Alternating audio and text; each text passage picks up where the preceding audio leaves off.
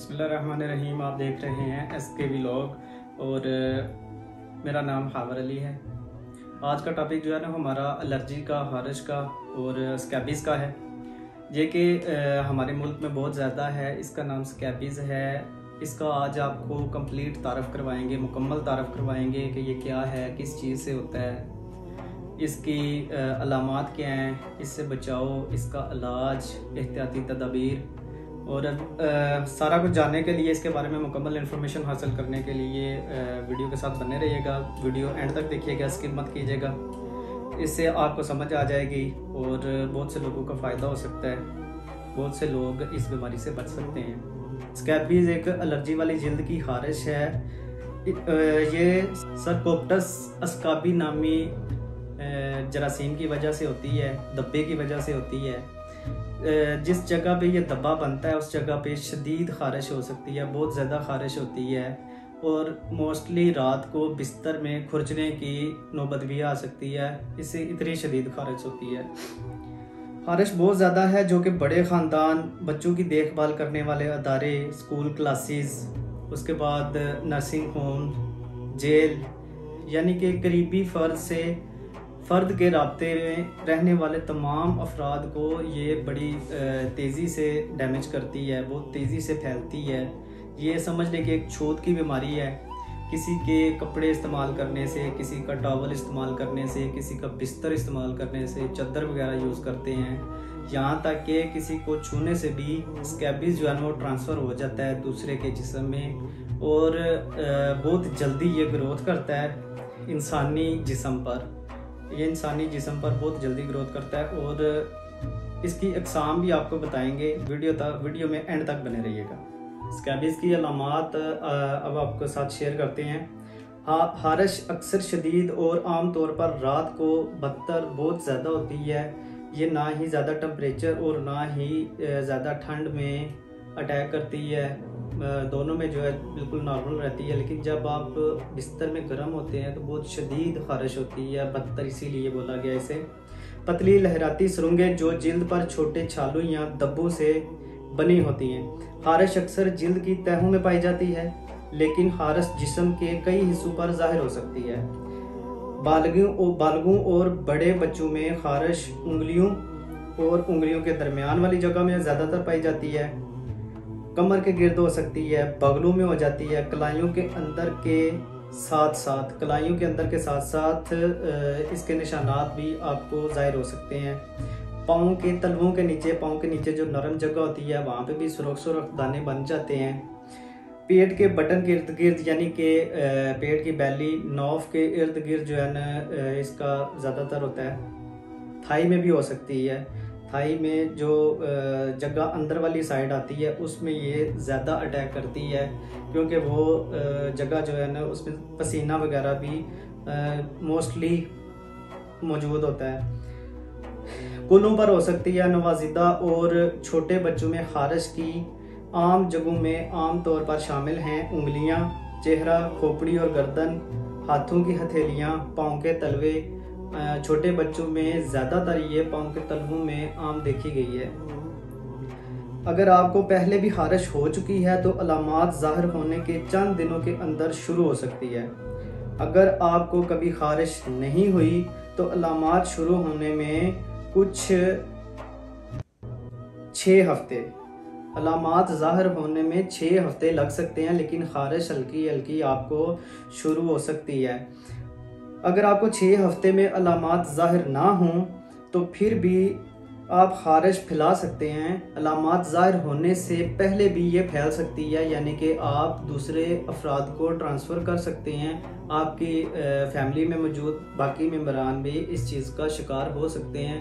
आप अपने फैमिली में मौजूद बाकी तमाम मेंबरान को भी ट्रांसफ़र कर सकते हैं। अगर आपको हल्की फुल्की खारिश शुरू हो गई है लेकिन स्कैबीज़ की अलामात ज़ाहिर नहीं हुई है तो फिर भी आप इसकी ट्रीटमेंट को, इसकी एहतियात को स्टार्ट कर लीजिएगा, शुरू कर लीजिएगा। अपने टॉवल को, अपने कपड़ों को कोशिश करें कि बाकियों से अलग रखें। अपने बिस्तर को, मोस्टली सर्दियों का मौसम आ रहा है, सर्दियों के मौसम में हम एक दूसरे का बिस्तर यूज़ करते हैं। स्कैबीज़ ज़्यादातर बिस्तर की वजह से होती है। हम दूसरे के बिस्तर में चले जाते हैं और उसके बिस्तर में मौजूद स्कैबीज के जरासीम सरकोप्टस मौजूद होते हैं, जिनको माइट्स भी कहा जाता है। माइट्स के अंडे भी मौजूद होते हैं आपकी स्किन में। स्कैबीज की वजूहात अब आपके साथ शेयर करते हैं। हारश एक छोटे 8 टांगों वाले माइट की वजह से होती है। मादा माइट जिल्द के अंदर रहती है और सुरंग बनाती है जहां वो अंडे देती है। मादा माइट्स जो है ना वो जिल्द के अंदरूनी हिस्से में मौजूद होती है, जो कि सुरंगें बनाती है, जिसकी वजह से आपको शदीद खारिश होती है। और माइट जो है ना, मादा माइट्स अंदर आपकी स्किन के निचले हिस्से में अंडे देती है। अंडे निकलते हैं और लार्वा माइट जिल्द की सतह पर सफ़र करते हैं। जो लार्वा माइट होते हैं, अंडे से जो बच्चा निकलता है वो आपकी स्किन पर सफ़र करता है, उसको लार्वा माइट बोला जाता है। जहां वो पुख्ता हो जाते हैं, इसके बाद ये ज़र्रात जिल्द के दूसरे हिस्सों यानी दूसरे लोगों की जिल्द तक फैल सकते हैं। यानी कि अंडे से निकलने के बाद आपकी स्किन पर ये सफ़र करते हैं, वहाँ पुख्ता होने के बाद दूसरे अफराद को ट्रांसफ़र हो सकते हैं। जिल्द से जिल्द का राब्ता बंद करें और कम कसरत से किसी ऐसे शख्स के साथ कपड़े या बिस्तर बांटने से गुरेज करें जिसको खारिश है। ये कीड़े फैल सकते हैं। पालतू जानवर इंसानों में खारिश नहीं फैलाते। जो घर में हम जानवर पालते हैं, गाय, भैंस, भेड़, बकरी, और घर में मौजूद वैक्सीनेटेड कुत्ते हो गए, बिल्लियाँ हो गई, इनसे जो है ना ये स्कैबीज बिल्कुल नहीं फैलती। ये गलत है। हारश के ज़रात जो जानवरों को मुतासर करते हैं वो ज़िंदा नहीं रहते और ना ही लोगों में दोबारा पैदा होते हैं। ये जरासीम फौरी तौर पर मर जाते हैं। ये सरवाइव नहीं कर सकते जिस्म पर, क्योंकि जब नहाते हैं साबुन यूज़ होता है, वो एंटीसेप्टिक होता है और वो जल्दी मर जाते हैं। वो इतनी देर सरवाइव नहीं कर सकते। ताहम हारिश वाले जानवर के राब्ते में आने से थोड़ी देर तक खारिश हो सकती है, लेकिन चंद ही दिनों में ये कीड़ा मर जाएगा। लिहाजा इलाज की ज़रूरत नहीं है। अगर आपके जो पालतू जानवरों में किसी को खारिश है, आप उससे राब्ते में हैं, आप उसे नहलाते हैं, आप उसकी देखभाल करते हैं, तो उससे आपको चंद दिन के लिए खारिश हो सकती है, लेकिन वो स्कैबीज नहीं होती। वो सिर्फ थोड़े दिनों के लिए खारिश होती है। जब आप नहाते हैं, एंटीसेप्टिक यूज़ होता है, तो वो बिल्कुल ठीक हो जाती है। उसमें परेशानी की ज़रूरत नहीं है और ना ही उसमें कोई अदवियात दी जाती है। अब आ जाती हैं जी स्कैबीज़ की अक़साम। स्कैबीज़ में जो सबसे ख़तरनाक और बहुत ज़्यादा है वो है क्रिस्टेड स्कैबीज़। क्रिस्टेड स्कैबीज़ में आपके जिस्म पर दाने बनते हैं और वो दाने एक ही जगह पे 3-4 इकट्ठे बन जाते हैं। उसके ऊपर सफ़ेद सा छिलका बन जाता है। पहले तो वो सुरख होता है, उसमें पानी निकलता है, उसके बाद उसके ऊपर सफ़ेद छिलका बन जाता है और उसमें शदीद खारिश होती है।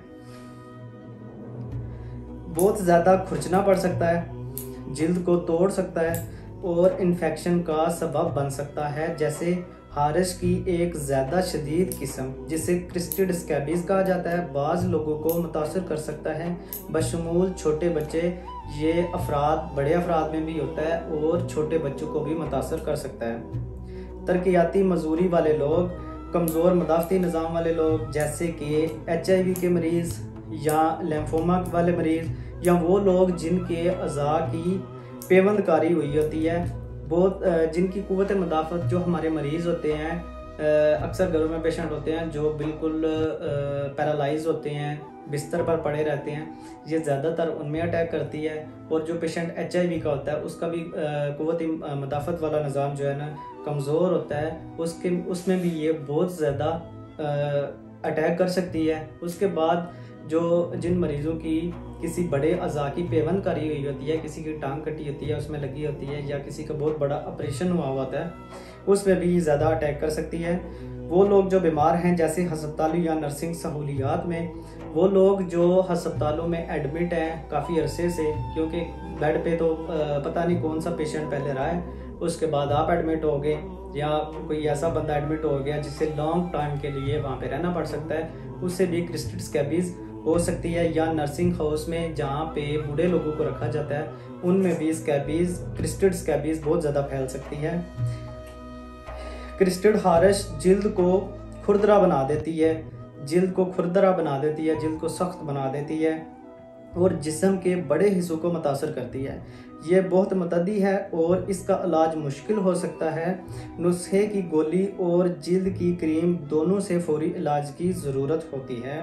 आम तौर पर खारिश वाले शख्स में तकरीबन 10 से 15 कीड़े मौजूद होते हैं, लेकिन क्रिस्टल खारिश वाले किसी को लाखों कीड़े हो सकते हैं। यानी कि आम जो खारिश होती है उसमें 10 से 15 कीड़े हो सकते हैं, 20 हो सकते हैं, लेकिन जिसकी क्रिस्टल स्कैबीज आ जाएगी, जिसकी क्रिस्टल स्कैबीज है, जो कि स्कैबीज की बहुत बड़ी किस्म है, बहुत ख़तरनाक किस्म है, इसमें उस बंदे के जिस्म में लाखों की तादाद में कीड़े मौजूद होते हैं। खारिश की तदाबीर में जब आप अद्वियात लेकर बेहतर हो जाते हैं, फिर दोबारा खुद को और अपने इर्द गिर्द रहने वाले इंसानों को कैसे बचाएं।